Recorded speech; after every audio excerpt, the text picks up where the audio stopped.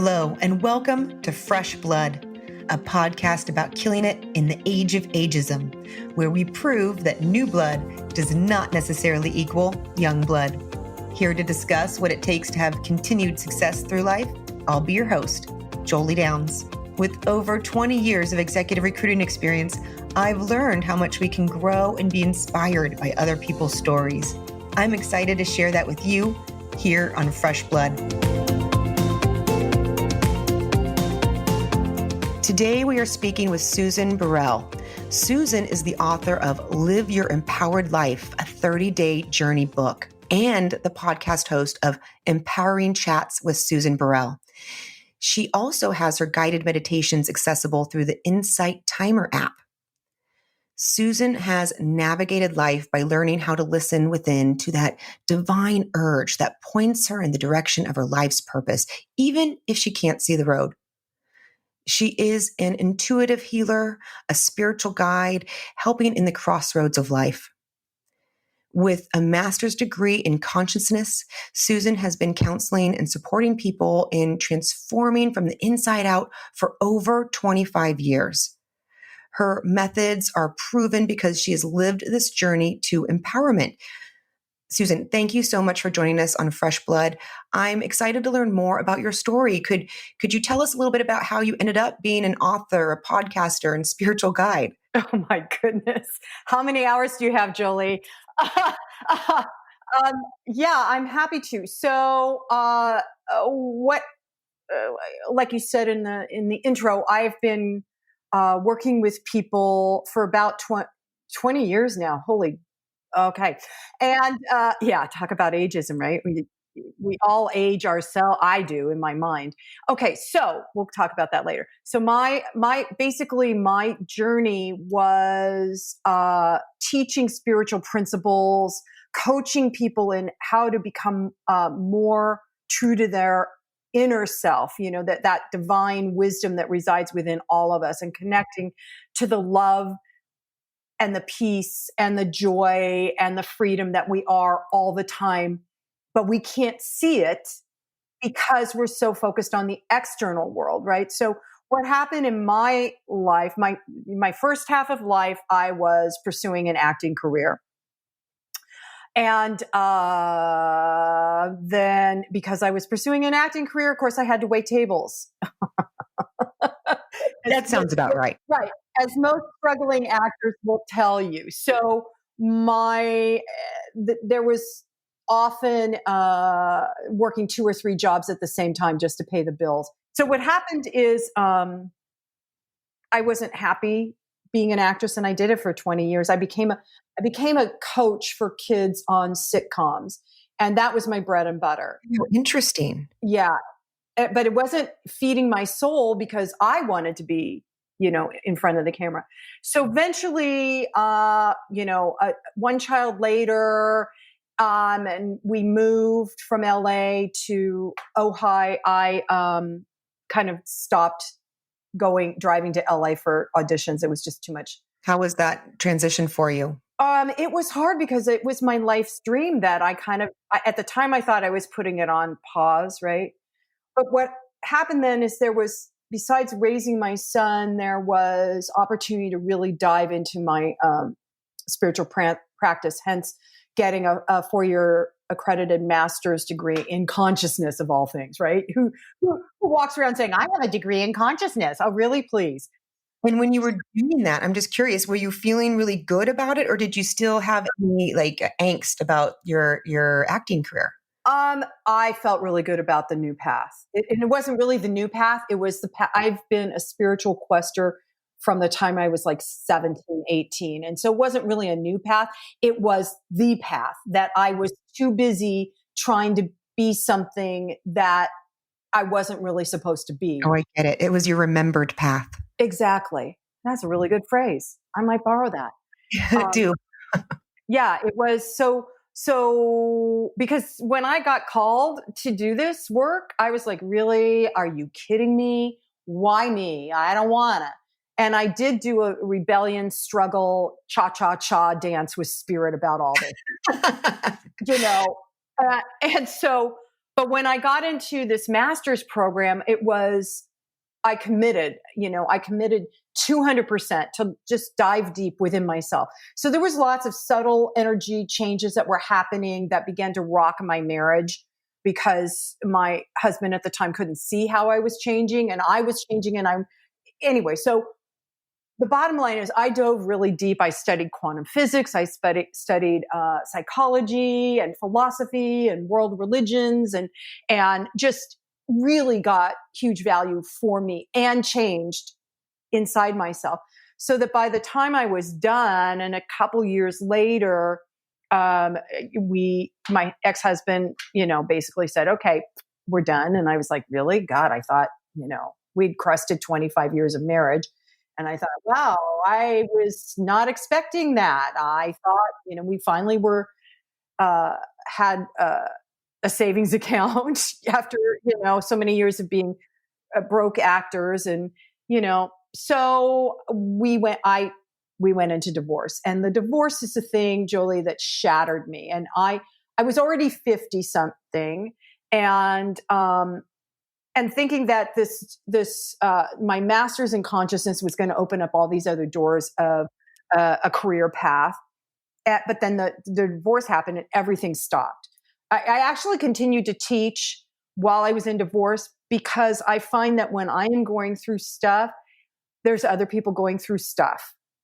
And in fact, with my clients, I tell my clients this, I'm always, 10 steps ahead because I just went through what they're coming to talk to me about. And so I know I from having been heartbroken and shattered going through divorce because it became very contentious, I had to learn how to stand on my own 2 feet in a way that I had never done in my earlier years. And so my mantra became, I wanted to feel free. I wanted freedom, happiness, and love. And I wanted to love myself because I woke up and realized I didn't know who I was at 50 something. I didn't know who I was at 20 something. When I got married, I didn't even know, and so all of a sudden I had all these years go by that who the hell was I? And why am I here? And what am I doing? And so it became really clear that the first step I had to take was to rebuild my self-esteem because I was bereft of self-esteem. So I had to build that up. And how I did it is actually what's in my book, Live an Empowered Life, a 30-day journey. All the practices I did, there was screaming and yelling making sure all the windows were closed in my house so my neighbors wouldn't think I was being, gotta get it out. Right. Getting it out, journaling it out, walking it out, using mantras, meditating, turning to inspirational books that would help me, and having a group of very close friends and colleagues that I could call at any time. And they literally helped me. I would call one friend when I needed to laugh because I couldn't stop crying. I would call another friend when I needed some sage advice about how to deal with the lawyer or my ex, or I would call another friend just to get more spiritual grounding because I didn't know where I was going. So, but one thing I knew absolutely is that I had a second half of life. So the marriage wasn't the end of my life. It shattered me. It broke me up so that I could choose who I am and who I want to be and not be ensconced in old garbage that didn't belong to me that didn't even belong to me, belief systems that didn't even belong to me that I picked up. So when I came out of that, knowing I had a second half of life, that's why freedom, happiness, and love were my key words at the time. Because I had a second half of life, I knew I wanted to have a healthy, happy relationship with a man. And being 50 something with the 50 something body. Yeah. And women were thinking these things. Yeah. Yes. Women think these, well, I think men do too, but prior to the divorce and then during the divorce, I was often told by my ex-husband, who would want you? Uh-huh. Oh. And here's why, here's the multiple reasons why I don't like you. And, yeah. So I really had to work through that kind of garbage and come out better. And that's why I focused on loving myself first. I love it. No, that is so important. And too many of us go through life without ever really loving ourselves. So that is vital. And now, I mean, that what you went through there is shattering. It is incredibly difficult. And many people have had to deal with this, or maybe going through it right now, or will be going through it soon. We are in a pandemic and it is causing havoc on relationships. Is there any advice that you would give someone that, a piece of advice that helped over everything to get through a situation like that? Well, the first thing I would suggest is you develop 2 or 3 trusted friends to listen to you, so you can talk it out. And I think and I'm going to be sexist here, I think most women need to talk it out. They don't need me or you or men or anybody telling them what they should do. They need to just say, this sucks. This is really horrible. This is what I feel. And then when they're done talking about it, they go, oh, I could go this direction. Oh, I see. But to have those people that are trusted, that are not going to go blab your business around, because there are people that will blab your business around. So that's the first thing. And then the second thing is, besides talking to a trusted friend, for me, it helped to, 2 things. It helped to journal the garbage out of my head, which is what my book is about. You start with just dumping your story on a piece of paper so that you can clear the path to see what you really want and who you really are. So journaling it out. But the other thing is, for me, is guided meditations, because I found that, I'm a meditator, but so I tell this story all the time. There was one day I had all this paperwork all over my kitchen that lawyers are demanding, and trying to organize it, and just feeling so overwhelmed and so broken. And I'm standing there looking at all this stuff, and all of a sudden, from the inside my body and my mind, I felt this tremendous sense of shame for whatever reasons. I didn't even know, shame because I stayed too long in the marriage, shame because I wasn't a better wife, or shame because blah, blah, blah, blah, blah. And I thought, oh my God. And it was sickening. It made me sick. And so I thought, I can't do this. I cannot walk around with this shame. I don't even know what it's attached to. So I immediately went and sat down with myself and asked, what is this? Ask the shame. What is this? What is it you want me to know? Why are you here? Now, I didn't get answers to that kind of a question, but what I saw is myself in this closet with all this really dark, mucky, sticky, gooey stuff all over the walls and the floors and everything. And I thought, okay, well, that's my shame, and I don't need to know what it's attached to. I just know I want to clear it. And so I just mentally cleared it by wiping down the walls and the corners and the ceiling. And when I came out of that meditation, I felt 100% better. And I was like, okay, so that became my new tool. I get given these guided meditations a lot. In fact, I do, like you said, I have guided meditations that are on Insight Timer, and I have a Facebook group that I do a guided meditation every Monday morning now, and it's just stuff I'm given. Does that make sense? I sit down and then I hear, okay, we're going to talk about this, and this is the guided meditation. Oh, beautiful.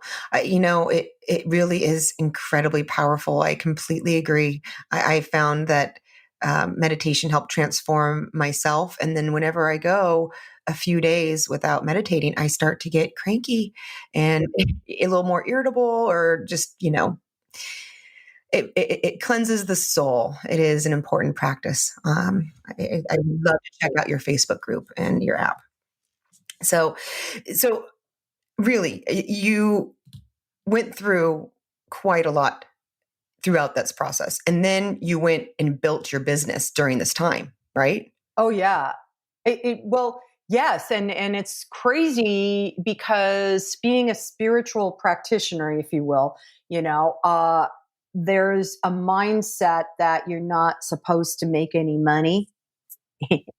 and it's like, oh no, you're not supposed to do that. And so I then underwent about the last 4 years learning how to do marketing, because I joined a group, that phenomenal group, that they used languaging, Jolie, that I didn't understand. Yeah, there is a whole language there. Yes. Right, like your funnel. I'm like, okay, what do I go down to my kitchen and get a funnel? What do I do? I don't understand this. And I would get off the calls in the mastermind group and literally have to go take a nap because my brain didn't operate that way. It does now, but it took a long time. So currently my business is all about, okay, so here's the other thing. Oh my gosh.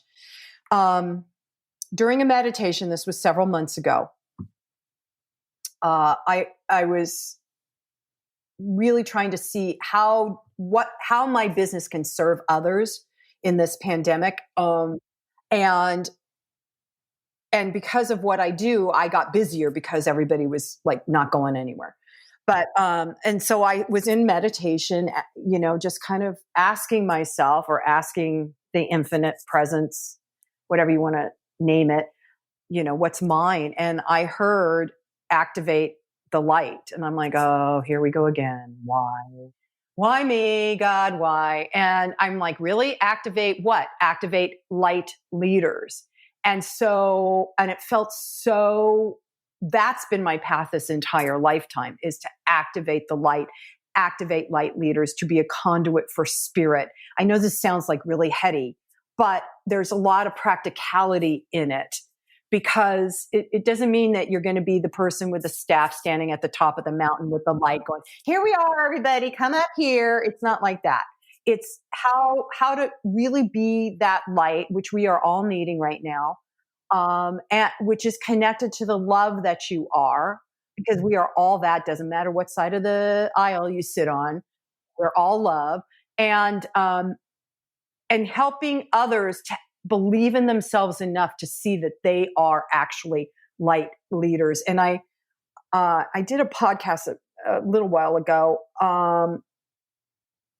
talking about the difference between being a spiritual warrior and a light leader. And can you hear the difference, Jolie, just in those two phrases? Okay, so for your listeners, a spiritual warrior, it used to be what people would call themselves. I'm a spiritual warrior and I'm going to, battle through, I don't even know what. But I came in feeling very much that way, with a shield and a sword, and I'm going to be this. And when I was in my master's program, that's when that whole image dissolved. And I went, oh, I'm a conduit for spirit. I am a leader, not a warrior. A light leader. I love it. That's beautiful. And it means that, because when you say that you're a warrior, a spiritual warrior, that what you're in essence saying is there's something wrong, and I've got to go out there and battle it. There's something against me that I need to fix or kill, right? Years ago in transformational work, everybody was saying about get rid of your ego. Well, your ego is actually necessary in order for you to discern things. It's not important that the ego run your life, but it's important that sometimes you check in and listen, because it's what also helps us to individuate. So becoming a light leader for anyone that's listening is really about just really checking in with yourself, to feel the love that you are, to align with that inner guidance system, which I choose to call the divine spark, and know that your wisdom, all the answers to all your questions reside within your inner wisdom. There's nobody out there that really has your answer. Only you have your answer. And being connected to that then helps you to support others. It could just be your family members, like I said, you don't have to be the big person up on the, amphitheater stage going blah, blah, blah. You can just learn how to love yourself and lead yourself out of darkness, out of anger, out of shame, out of fear, by being the light. And when you are the light in and of yourself, you are impacting the people around you in positive ways. Absolutely. Absolutely. Yeah. No, I love that. That's beautiful. And I'm curious because I'm impressed that you went through this incredibly difficult time. But during that, like you literally built this beautiful spiritual business, out of the ground from that, and I see a lot of correlation because right now is a difficult time for so many people. And I'm sure a lot of people are starting new things. They are trying to build businesses. Is there any advice that you would have on staying on that road to success, even when things might be falling apart around you? So here in my experience, I can only talk from my experience, Julie, is when things fall apart. Oh, I have this. I love words. And I have this statement that I saw when I was in the middle of divorce, that, one of those word posters. And I went, oh my God. And I put it above my bed. I read it every morning and every night. And can I read it to you? Okay. It says, I believe everything happens for a reason. People change so you can learn to let go. Things go wrong so that you appreciate them when they're right. You believe lies, so you'll eventually learn to trust no one but yourself. And sometimes good things fall apart so better things can fall together. And so yeah, it's pretty profound. So the time we're experiencing is very chaotic. It is the way nature operates. And in fact, I would go as far as to say sometimes it's the way spirit operates, because when one system no longer works, it has to be broken down and fall apart, right? And out of that, then it goes into a mulching, if you want to get into gardening, mulching, thing. And then something better grows out of it. And we are living, 2020 has been very clear about where we are as a country, as a world, how we interact with each other globally it no longer works. And so by staying at home, we get to watch the outer world deconstruct itself out of chaos and reconstruct. And I am absolutely praying and knowing that it's going to be far better, and we cannot imagine it. See, that's the thing. When something falls apart, like my marriage, I just thought nobody loves me. Nobody's going to want this body. No, I want to have a relationship, but who wants this shit? Ooh, sorry. Yep. That's what goes through. That's human. That's what goes through the human head. And so I really had to pull myself up out of the mulch, out of the guck, out of the garbage, mentally, emotionally, and spiritually. And when I became strong enough to actually look at myself and go, wow, I really do love myself. And actually, I'm really good at what I do. That was surprising to me. Then I was able to open up to a new relationship, which I have now, the most amazing relationship that we're perfectly fitted together. And oh my God, it's like I've never been this happy in my entire life, And the good news is my son, who of course was traumatized by the divorce. He was 18 when we entered into it. He's now 26, and he watches me with my new partner, and he sees how happy I am. And he said that to me, Mom, I'm really glad you're happy. I'm so glad you're happy because I'm having the most fun in the second half of life. Yes, I love that. That is beautiful and so important for many people to hear. So thank you for sharing that. So tell me, I mean, what you've done a lot. You've had a lot of great experiences. What would you say has been your greatest success, and what did you learn from it? I think my greatest success up to this point, Jolie, including, getting a master's degree and being able to work with amazing people and help them stand on their own 2 feet. I think the biggest success I've had up to now is learning how to love myself. And that still takes daily work, for me. It's not like a one-off. Oh, good. Now I got it. And I got the brass ring and I can go have fun at the fair.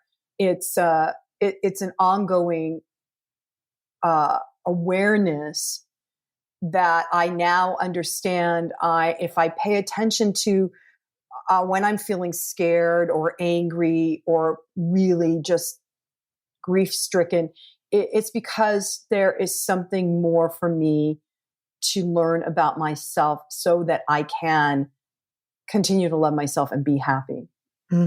So good. Oh, that's so good. It is incredibly, incredibly important. And it's, man, when you love yourself, it makes everything a little bit easier to deal with, doesn't it? It does.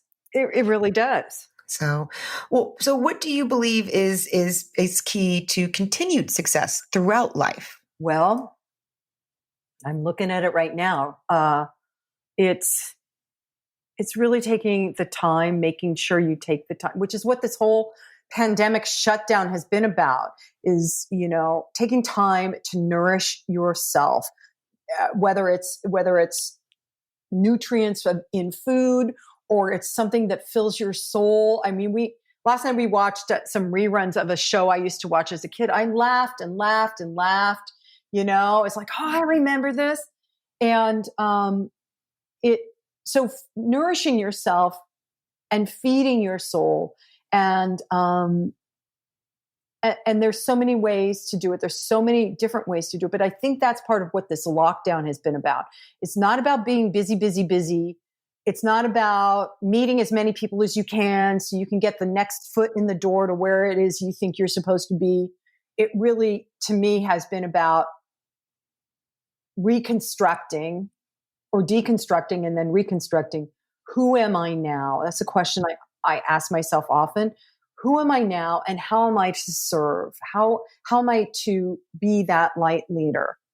And those questions, to me, if they don't come back to I am love and I am compassion and I am happiness, if it doesn't come back to that, then that's the flag, the red flag that, okay, Susan, you got to sit down and take a look at this. I do a lot of mind mapping. Because my brain used to be so linear, I would get stuck. I wouldn't see the opportunities because I was going down this road. Years ago, when I was an actress, I did this great group that was all about setting goals and vision boards and blah, blah, blah. And I decided I wanted to be a soap opera star. And I would go out on auditions for soaps, but they were almost all in New York, and I'm a California born and bred girl. And I was like, but I don't want to live in New York. I want to stay here. So I never got those goals. And I realized later it's because I was too linear. I was too focused and not paying attention to the universe saying, okay, well, if you don't want to move to New York, what do you want to do? So mind mapping helps me get out of my that brain that wants to figure out the answer, so that I can actually allow the questions to reveal the answers that are already, like I said earlier, within me. I don't have to go outside my house to go find the answer. So how would you describe to listeners what mind mapping is? Well, funny you should ask. It's in my book, Live an Empowered Life, a 30-day journey. I have them all my students laugh at me because we use mind mapping a lot. Mind mapping is you take a central idea. So like the question, who am I now? Right? And you put that in the center of your piece of paper and you write a circle around it. And then you do spokes like a wheel off of that centered thing and just keep asking a question. Who am I now? Draw a line. I am love. Circle it. Well, if I'm love, then what else does that mean? That means that I take good care of my body. That's another circle. Who am I now? I am happy. Who am I now? I am grieving, and then off of those other little bubbles, there'll be other legs that will inform you. And you can do this on, I would suggest to everybody as we're winding down in this 2020 epic story, to do a mind map on who am I now and what do I want out of who I am now? having gone through this entire roller coaster ride. Completely agree. And I love that you just called it an epic story. Thank you for that. Well, it kind of is, right? I mean, I was thinking about this the other day. I'm like, oh my God, 100 years from now, people are going to talk about this like they talk about things. We talk about things from 100 years ago, World War II and World War I, and and it'll be just like that. Yep, we're living through history. And what you said, I mean, there was so much to unpack there, honestly, that lots of little truth bombs.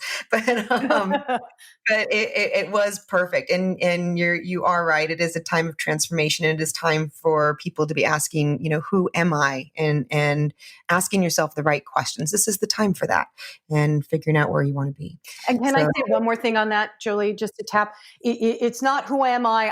Because a lot of people go, well, I'm a mother. I have a business, so I'm an entrepreneur. No, who are you? That question is for you to dig inside yourself and find qualities that you are, that you want to live your life by. If you don't already, then you need to tease those qualities out.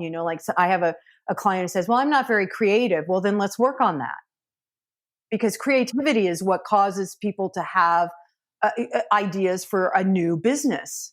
Yes. Mm-hmm. You want the quality, not the definition. The qualities that define who you are as a person that can't be taken away, right? Correct. Yes. Yeah, the things that make you who you are at the core. That's a big thing. It does get you in touch with yourself in a way that, unless you've done that, you've just never experienced. Exactly. So now, what about habits? Do you have any specific habits that help you find your success, or create your success over time? Well, here's a quality, actually, instead of a habit. I just get up and I keep on keeping on, right? So I guess that's a habit. Your habits turn into qualities. Yeah, so I'm a Scorpio. I'm a Scorpio, and one of the images of a Scorpio is a phoenix rising out of the ashes. And I cannot tell you how many times in my life I have been this phoenix that comes out, and I think, oh, here, this is what I'm doing now. It's so great. And then everything falls apart, right? And it just burns away. And I'm like, I got to start over, except that it's not starting over. It's just building on what was, but in a better way. So I've come to learn that when things start I still get a little angsty around it, oh my God. But when things start to kind of fall apart, like I'm going through that right now in my business of am I marketing to get clients, or am I doing this marketing so that I can serve? And in having a client, I'm serving. But I did, because of all the marketing classes I took, I got really focused on get a client, and you have to have a package you sell, and a bibba-dibba-da, and and make $1.5 million. And I'm like, I just want to serve. So that changed the direction of my business again too. So I think one of the habits for me is when things start to feel like they're being pushed or forced because somebody told me I should, right? These words, should. That's when I'm really trying to teach myself to sooner rather than later reevaluate. Okay, if this is feeling and this is at my age too, right? Because it's like, who wants to work that hard? When I was 20 something, I worked my butt off. But now that I'm 60, I'm like, I don't want to push that hard. If it's not happening, then there's a reason for it. And I'm going to reevaluate and investigate within myself how it always goes back to who am I and how do I want to serve? So I guess those are habits. Yeah. No, those are great habits too. Now, have you yourself ever experienced ageism in the second half of your life? I used to experience a lot in the first half of my life being an actress. And it was like, I don't feel it as much in the second half. So when I was younger, okay, in my 20s, I had really long hair, and I didn't realize it at the time. I looked 10 years younger because of that long hair. Well, I just looked 10 years younger. So I remember going out on an audition, and I had to play Ring Around the Rosies with a bunch of 8-year-olds. And I called my agent, and I was like, what the hell? What the hell? And I was 22, I thought I was hot stuff. So, that's like ageism in a different way. But now I find that it's not people outside of me. It's my own mental awareness of how my body has changed, my physicality, and having been an actress, this is like something I've had to undo a bit because it's all about your outer look, right? So I haven't felt it from other people, and now I'm not in the business either anymore. I'm not acting. If I was an actress, I think I'd be feeling it more. But because there is huge ageism, and it's how it gets projected. The movies, television, commercials, advertising, all especially towards women, all reflect. It does. There's ageism in it, and women have had to fight really hard as somebody in their 50s or 60s or 70s to be seen as still vital and viable in whatever business they're in, or wherever they are. And that's because of Hollywood. That's because of advertising and who they think they're marketing to. And men don't have to do it so much. There is ageism. My current spouse was looking for a job several years ago. He told me, and he has beautiful silver gray hair. Oh my God! And he said at one point he thought he should maybe dye his hair because he wasn't getting interviews because he looked older because of his gray hair. Did he dye his hair, or did he end up finding something with his nice silver hair? He found something with his nice silver hair. Thank God. Perfect. Yeah. Yeah. That's, as it should be. So, oh no, this has been great. Before we wrap up, I just one last question. Is there one change that you would suggest to the listeners that they could make right now to help them get closer to their own success? Yes. It would be to take time daily to sit with yourself, even if it's for 10 minutes, and connect within yourself to just the truth of who you are.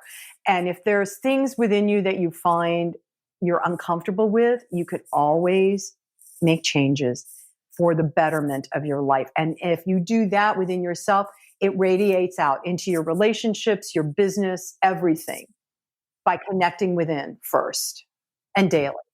Yeah, I love that you're saying that daily. I think that is really important, and not something that's not advice I hear very often, to be honest with you. And I think that is pretty key, because if you are staying in touch with yourself, then you're not going to end up far off the path like it's so easy to do.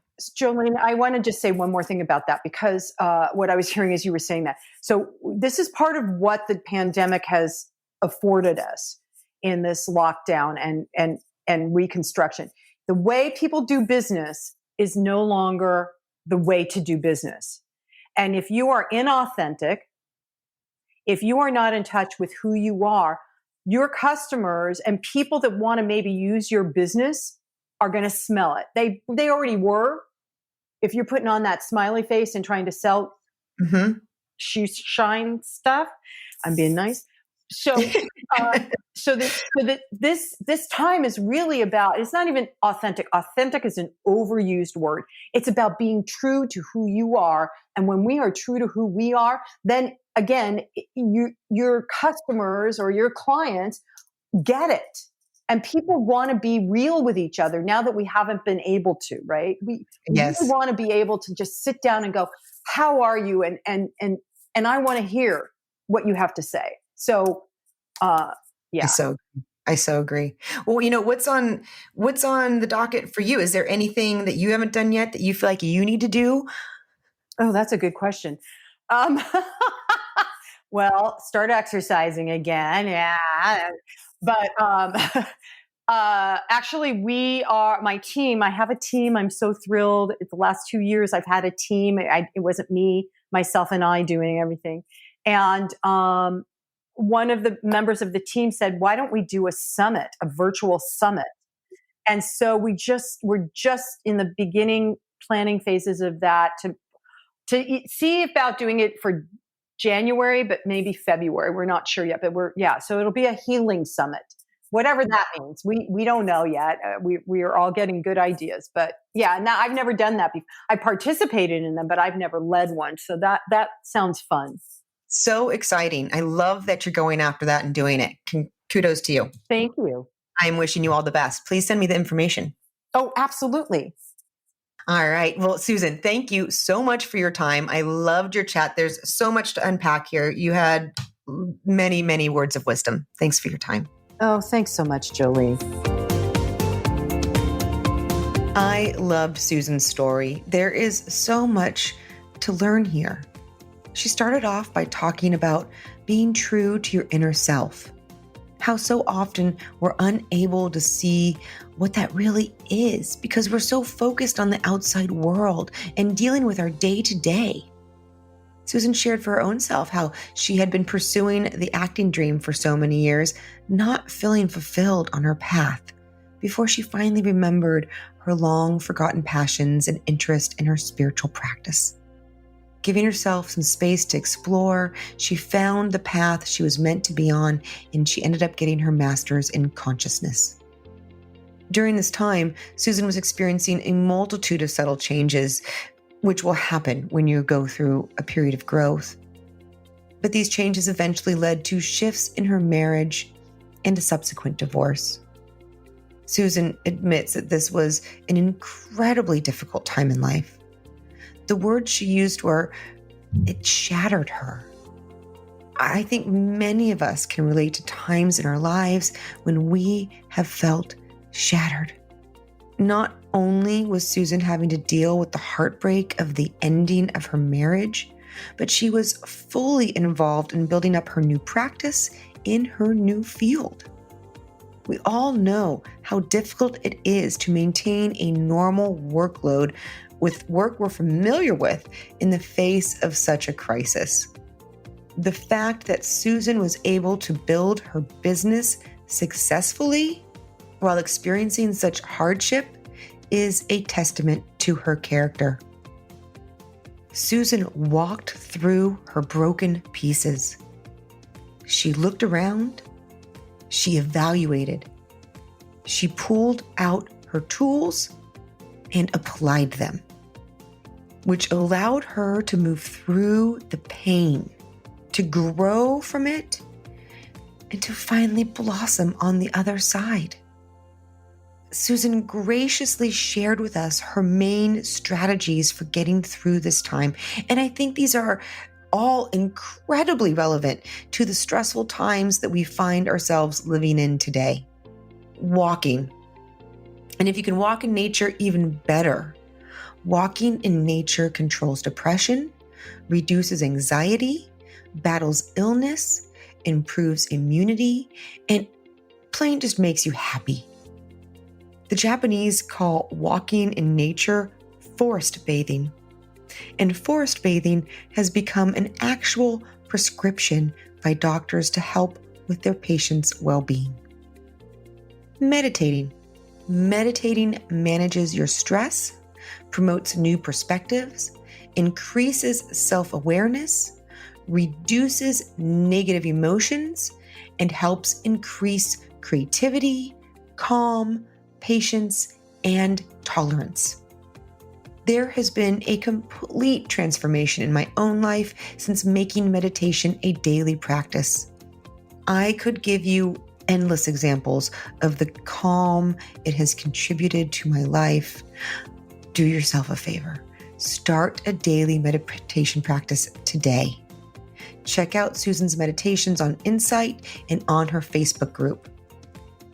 Screaming. I loved this one. Screaming when needed. And let's be honest, sometimes we need to let out the scream. It does feel better. Scream when you need to. Just try to find somewhere alone or scream into a pillow.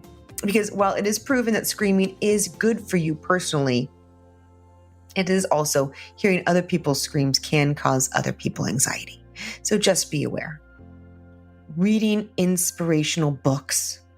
It is our choice what information we decide to feed our brains. When going through a traumatic experience, it's even more important to be conscious and proactive about feeding our minds with inspirational, feel-good content. Focus on anything that will help get you into a positive mindset. Avoid anything that doesn't. Journaling. Journaling organizes your thinking. It fosters hope, imprints deliberate gratitude, helps you process through and release emotions. It assists with learning sustainability, and it allows you to relive various moments in your life. Almost every inspirational and success teacher I've researched, and I've researched a lot, almost all of them have suggested the powers of journaling. I admit that this is one I have personally resisted for quite a while, but I have adopted this practice and can now attest to the importance of putting pen to paper. I wish I had listened and started years ago. I have done myself a disservice by resisting it, but I'm so grateful that I've been taking advantage now, and I encourage you to do the same. Finally, calling on friends. How important it is for us to have friends to rely on. Friends, as Susan mentions, who you can trust, and people who allow you to talk it out so you can once again see clearly. When you're going through a difficult time, that's when you lean on your friends. Reach out to others and give them the opportunity to be there for you. It's a gift for them as much as for you. We grow the most when we are in service to others, and it bonds your relationship. Don't hesitate to reach out. If you don't have a close friend, perhaps think about reaching out to an acquaintance. Vulnerability and authenticity is what transforms an acquaintance into a friend. By engaging with these helpful, healing tools, Susan learned how to stand on her own 2 feet in a way that she had never done before. She had sat with herself and asked herself those most important questions that many of us never face. Who am I? No, really, who am I? Separate from all the beliefs and stories that others have put inside of me. Why am I here? What am I doing? What is my purpose? Slowly, Susan found the answers and rebuilt that shattered life into something more beautiful and spectacular than she could have ever imagined. She had created an incredible second half of life. The end of her marriage was not the end of her life. Just like whatever traumatic experience you might be going through, it's not the end of your life either.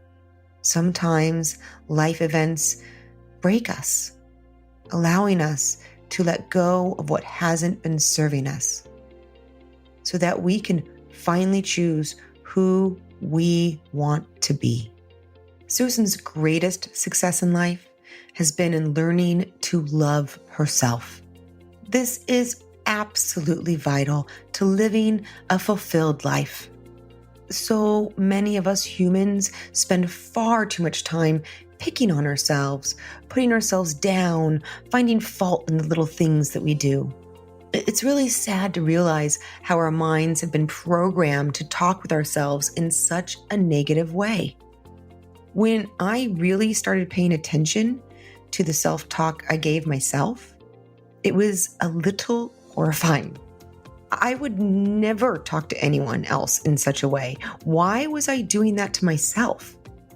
I would choose to believe the very best story for my friends, but the worst one for me. Why? How did that serve me? It didn't. I know this is true for many others. It's a similar refrain I've heard from circles of friends. What I've learned is the best way to serve yourself, to find that love for yourself, is to start acting like your very own best friend. Be your own best friend. Bring awareness to what is happening in your thought process and consciously change any negative self-talk to focus on self-love. I focused in on those nitpicky body parts that I had always complained about since my teenage years. And instead of wishing I could change them, I found gratitude for their purpose, for their function, and how they have served me through my life. I focused in on those core aspects that make me me. As Susan had said, the quality, not the definition. Those things that no one can take away from me. And I celebrated them. I focused on my strengths, forgave myself of weaknesses, learned from mistakes, and proactively fed my brain every day. I remembered and discovered the things that make me feel alive, and I gave that more attention. By doing all of these things, I realized that I had finally figured out what Whitney Houston had been singing about during my youth. Really, learning to love yourself, it is one of the most powerful things you can do to change your life and those around you. As Susan said, being connected to your inner wisdom, connected to that inner guidance, allows you to be that person who can help and impact others.